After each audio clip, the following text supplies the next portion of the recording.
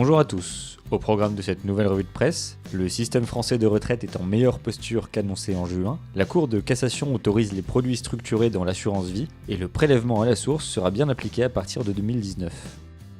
Le Conseil d'orientation des retraites a remis son rapport annuel provisoire le 22 novembre, et les Échos.fr nous rapportent qu'il est plus positif qu'en juin dernier. En effet, alors que le corps prévoyait au printemps un déficit du système des retraites équivalent à 0,4% du PIB en 2020, il table maintenant sur 0,1%, grâce notamment à une croissance plus forte que prévue ces derniers mois. Emmanuel Macron pourrait alors profiter du contexte favorable pour faire la réforme systémique des régimes de retraite qu'il avait prévue.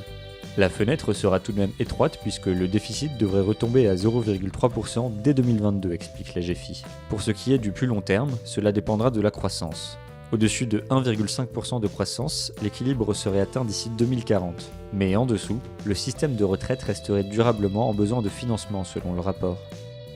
La Cour de cassation vient de trancher. Les produits structurés sont désormais officiellement autorisés dans l'assurance vie. Gestiondefortune.com nous rappelle qu'un retraité ayant souscrit à ce type de produit avec son assurance vie et perdu beaucoup d'argent s'était retourné contre son courtier, lui reprochant de ne pas l'avoir bien informé sur les risques de ce placement. La Cour d'appel de Paris avait dans un premier temps condamné l'assureur à dédommager son client de la perte de 416 237 €.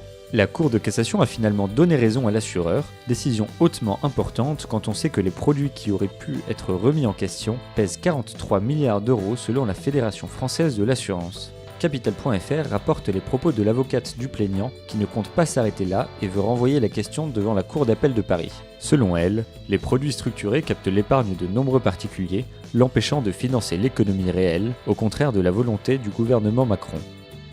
C'est désormais officiel. Le ministre des Comptes publics Gérald Darmanin l'a confirmé, le prélèvement à la source de l'impôt sur le revenu, originellement prévu pour 2018, entrera en vigueur au 1er janvier 2019. Le Figaro.fr rapporte aussi que le coût pour les entreprises devrait finalement être situé entre 310 et 420 millions d'euros, contre les 1,2 milliard évoqués jusque-là. Ces coûts sont majoritairement dus à la mise en place technique, le gouvernement ayant modifié son projet initial avec, par exemple, l'allègement des sanctions en cas de défaillance déclarative.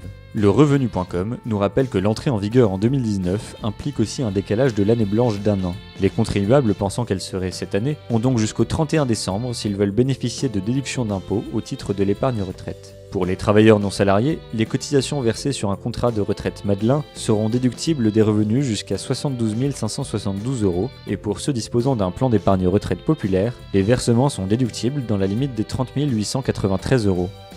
C'est tout pour cette nouvelle revue de presse, on se retrouve très vite pour un nouveau point sur l'actualité des finances.